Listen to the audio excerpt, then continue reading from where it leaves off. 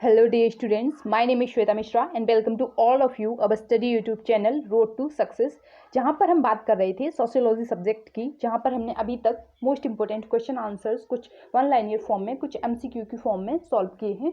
तो ये आपके graduation, post graduation, UGC net के एग्जाम के लिए मोस्ट इंपॉर्टेंट हो जाते हैं। और वहीं अगर साथ ही में आप टीजीटी एंड पीजीटी की प्रिपरेशन कर रहे हैं तो उसके लिए भी काफ़ी हेल्पफुल रहेंगे। तो देखते हैं, आज की क्लास हम शुरू करते हैं। हमारा पहला क्वेश्चन है, निम्न में से कौन सी समुदाय की विशेषता नहीं है। यह बताना है आपको कि इन चारों में से कौन सी समुदाय की विशेषता नहीं है। तो जैसा कि हमने पहले जो क्लास में कवर किया था कि हम सबसे पहले क्वेश्चन को पढ़ेंगे, उसके बाद जो करेक्ट आंसर होगा उसी क्रम में हम आगे भी इस क्लास को भी ज्वाइन करेंगे। तो देखते हैं ABC में से कौन सा, option number D is a correct answer. अमूर्त संगठन जो है वही आपका करेक्ट आंसर होगा। नेक्स्ट देखते हैं क्वेश्चन नंबर सेकंड क्या कहता है। क्वेश्चन नंबर सेकंड है, किसने कहा है कि समुदाय वह सबसे छोटा क्षेत्रीय समूह है जिसके अंतर्गत जीवन के सभी पहलू आ जाते हैं। तो सेकंड क्वेश्चन नंबर का option number A is a correct answer. Kingsley Davis ने कहा है, यह जो कथन है वह किंग्सले डेविस जी का है। नेक्स्ट है हमारा question number third. Question number third है, सीमावर्ती समुदाय की अवधारणा का प्रतिपादन किया किसने किया, यह बताना है आपको। तो करेक्ट आंसर आपका होगा मेकाइबर एवं पेज। नेक्स्ट है question number fourth. Question number fourth है, किसने कहा है कि समिति से तात्पर्य लोगों का किसी खास उद्देश्य के लिए साथ साथ कार्य करना है। तो बोगार्ट्स ने कहा है कि लोगों का साथ साथ कार्य करना किसी उद्देश्य के लिए ही समिति कहलाता है। नेक्स्ट है क्वेश्चन नंबर फिफ्थ हमारा। क्वेश्चन नंबर फिफ्थ है, निम्नलिखित में से कौन सी विशेषता समिति की नहीं है। ये पूछा गया है आपसे कि इनमें से कौन सी ऐसी विशेषता है जो समिति की नहीं है। बाकी की तीनों करेक्ट स्टेटमेंट है, देखते हैं। तो समिति की स्थायी प्रकृति, समिति जो होती है वह एक उद्देश्य के लिए लोगों का साथ होना होता है। किसी कार्य के लिए लोग सम्मिलित होते हैं और जब वो कार्य पूर्ण हो जाता है तो उस समिति को समाप्त कर दिया जाता है, इसलिए यह एक स्थायी प्रकृति नहीं है। नेक्स्ट है हमारा क्वेश्चन नंबर 6, देखते हैं क्या कहता है। मेकाइबर द्वारा सीमावर्ती समुदाय के दिए गए उदाहरण में से निम्न में से कौन सा सही नहीं है, यह बताना है आपको कि इनमें से जो चार उदाहरण दिए गए हैं उनमें से कौन सा मेकाइबर का सीमावर्ती समुदाय के अंडर में नहीं आता है। तो क्वेश्चन नंबर 6 का करेक्ट आंसर होगा गांव। Option number D is the correct answer. Next है क्वेश्चन नंबर 7। क्वेश्चन नंबर 7 क्या कहता है, देखते हैं। संस्था के विकासीय क्रम को निम्न में से किसने दर्शाया है। यह पूछा गया है आपसे कि संस्था के उद्विकासीय क्रम को निम्न में से किसने दर्शाया है।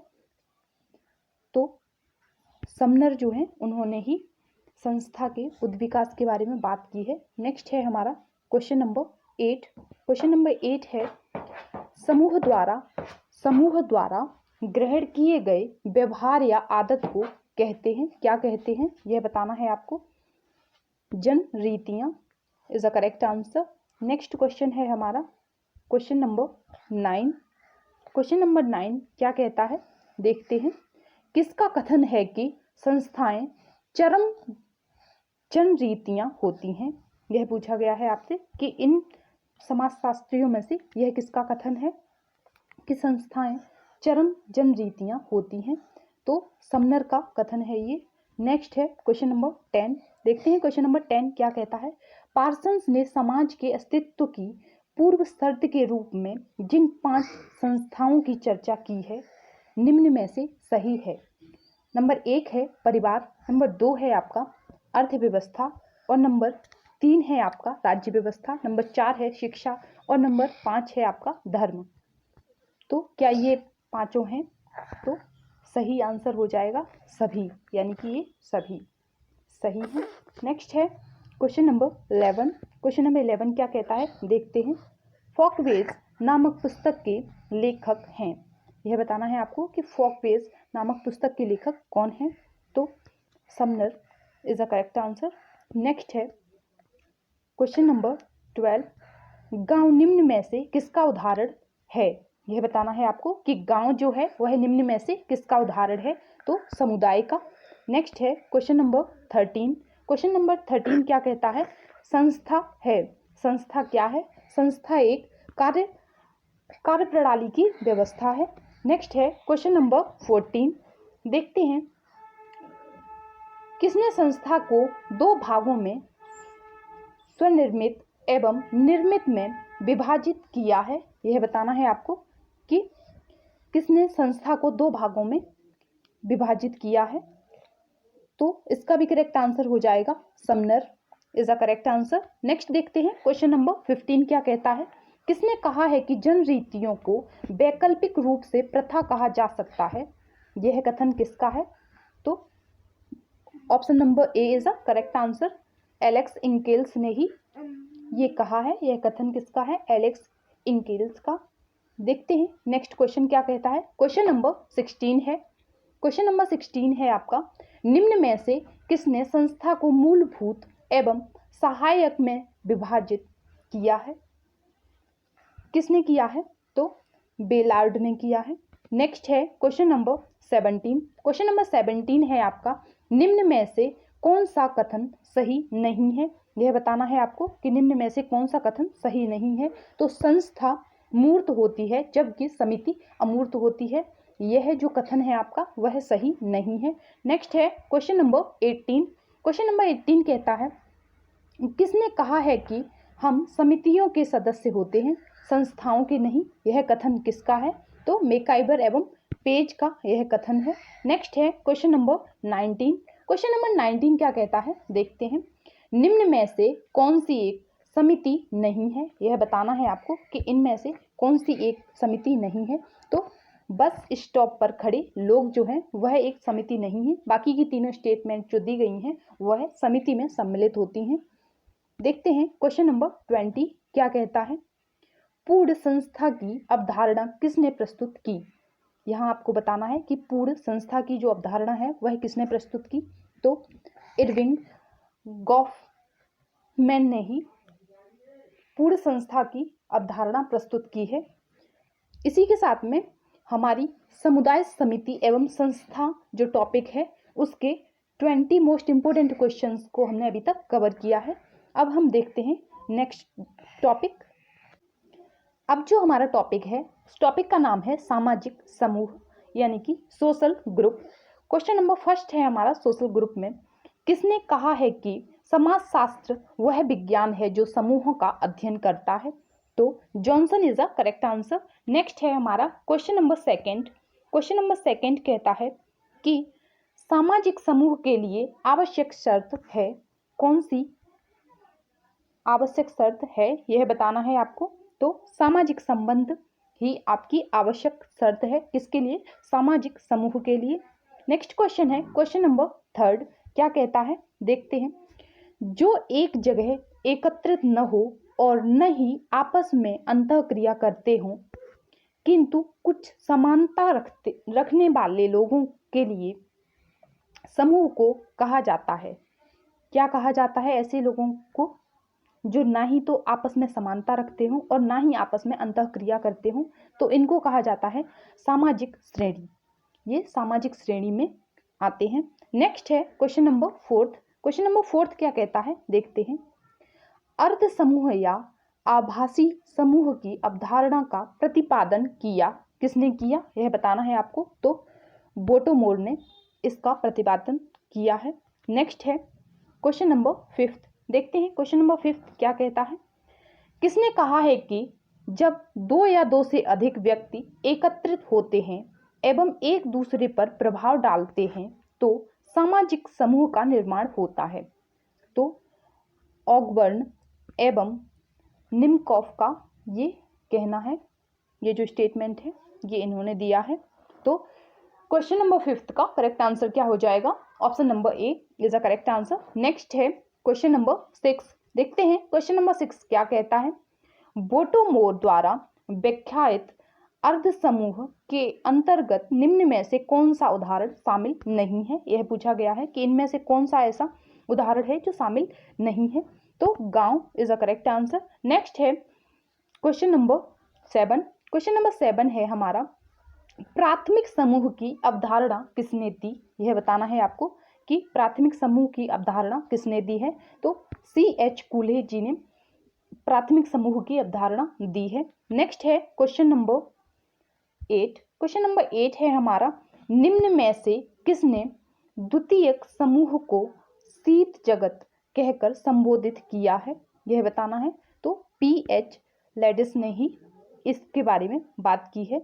नेक्स्ट है क्वेश्चन नंबर 9। क्वेश्चन नंबर 9 कहता है, कौन सी प्राथमिक समूह की विशेषता है? यह बताना है आपको। तो उपरोक्त सभी ऊपर दिए गए तीनों ही प्राथमिक समूह की विशेषता है। क्या क्या है देखते हैं। आमने सामने के संबंध, सेकंड है हमारा हम की भावना, एंड थर्ड है आपका समूह का छोटा आकार। तो ये तीनों ही स्टेटमेंट सही है, इसलिए हमारा ऑप्शन नंबर 4 सही हो जाएगा। नेक्स्ट है क्वेश्चन नंबर 10।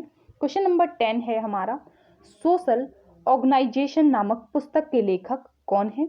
तो कूले की यह पुस्तक है सोशल ऑर्गेनाइजेशन। नेक्स्ट है हमारा क्वेश्चन नंबर 11। क्वेश्चन नंबर 11 क्या कहता है, प्लेटफॉर्म पर खड़े लोग निम्न में से किसका निर्माण करते हैं? यह किसका निर्माण करते हैं? तो एकत्रीकरण का निर्माण करते हैं। नेक्स्ट है क्वेश्चन नंबर 12। क्वेश्चन नंबर 12 क्या कहता है, अर्ध प्राथमिक समूह की अवधारणा का प्रतिपादन किया किसने किया है? कूले जी ने अर्ध प्राथमिक समूह की अवधारणा का प्रतिपादन किया है। नेक्स्ट है हमारा क्वेश्चन नंबर 13। क्वेश्चन नंबर 13 क्या कहता है देखते हैं, अर्ध प्राथमिक समूह के अंतर्गत कूले ने किन उदाहरणों को शामिल किया है? यह आपको बताना है। इससे यह स्पष्ट भी हो जाता है कि अर्ध प्राथमिक समूह के बारे में बात किसने की है, तो कूले जी ने बात की है। नेक्स्ट जो हमारा आंसर होगा वो होगा उपरोक्त सभी, यानी कि नगरीय परोड़ और कॉलेज NCC के छात्रों का समूह, ये सभी क्या हैं? अर्ध प्राथमिक समूह के अंतर्गत आते हैं। नगरीय पड़ोस, कॉलेज, NCC के छात्र। नेक्स्ट है क्वेश्चन नंबर 14। देखते हैं क्वेश्चन नंबर 14 क्या कहता है, द्वितीयक समूह की विशेषता है। तो क्या है द्वितीयक समूह की विशेषता? उपरोक्त सभी, निश्चित उद्देश्य, अप्रत्यक्ष संबंध, ऐच्छिक सदस्यता। ओके, ये तीनों ही करेक्ट स्टेटमेंट होंगी। द्वितीयक समूह जो होता है उसमें ये तीनों विशेषताएं पाई जाती हैं। नेक्स्ट है हमारा क्वेश्चन नंबर 15। क्वेश्चन नंबर 15 है, निर्जाति केंद्रवाद की अवधारणा का प्रतिपादन किया किसने किया? यह बताना है आपको। तो निर्जाति केंद्रवाद के बारे में किसने बात की है? समनर जी ने बात की है। नेक्स्ट है क्वेश्चन नंबर 16। क्वेश्चन नंबर 16 क्या कहता है, संदर्भ समूह शब्द का सर्वप्रथम किसने प्रयोग किया था? यह बताना है आपको। तो हाइमर, ये जो है समाजशास्त्री हाइमन, इन्होंने ही इसके बारे में बात की थी, संदर्भ समूह शब्द के बारे में। नेक्स्ट है क्वेश्चन नंबर 17। क्वेश्चन नंबर 17 क्या कहता है, अंतः समूह एवं बाह्य समूह की अवधारणा का प्रतिपादन किया किसने किया है? यह बताना है। तो समनर जी ने ही इसके बारे में बात की है। नेक्स्ट है क्वेश्चन नंबर 18। क्वेश्चन नंबर 18 कहता है, सापेक्ष वंचना की अवधारणा का प्रतिपादन किया किसने किया है? यह बताना है। तो option number C is a correct answer, Samuel Stouffer. Next है क्वेश्चन नंबर 19। क्वेश्चन नंबर 19 कहता है, किसने समूह की औपचारिक एवं अनौपचारिक दो भागों में विभाजित किया है? किसने समूह को औपचारिक एवं अनौपचारिक दो भागों में विभाजित किया है? तो Bogard is a correct answer, Bogard ji ने ही समूह को दो भागों में विभाजित किया है।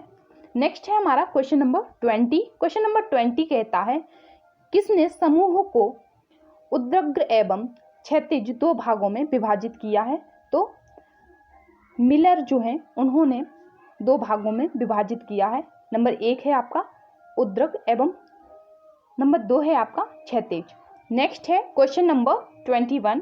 क्वेश्चन नंबर 21 है आपका, पूर्वानुमानित समाजीकरण की अवधारणा का प्रतिपादन किया किसने किया है? तो मर्टन ने किया है पूर्वानुमानित अवधारणा का प्रतिपादन। नेक्स्ट है क्वेश्चन नंबर 22। क्वेश्चन नंबर 22 है हमारा, किस समाजशास्त्री ने समूह को दो भागों एकल बंधन एवं बहुबंधन में विभाजित किया है? तो Sorokin is a correct answer. Sorokin is a correct answer. Next है क्वेश्चन नंबर 23। क्या कहता है देखते हैं। क्वेश्चन नंबर 23 है, संदर्भ समूह सिद्धांत का प्रतिपादन किसने किया? यह बताना है आपको। तो Merton is a correct answer. Question number 24 क्या है देखते हैं। किसने समूह को जननिक एवं एकत्रित दो भागों में विभाजित किया है? तो Giddings is a correct answer. Next है क्वेश्चन नंबर 25, सोशल थ्योरी एवं सोशल स्ट्रक्चर नामक पुस्तक के लेखक कौन है? तो मर्टन की यह पुस्तक है। नेक्स्ट है क्वेश्चन नंबर 26। क्वेश्चन नंबर 26 कहता है, किसने समूह को सकारात्मक एवं नकारात्मक दो भागों में विभाजित किया है? तो किसने किया है?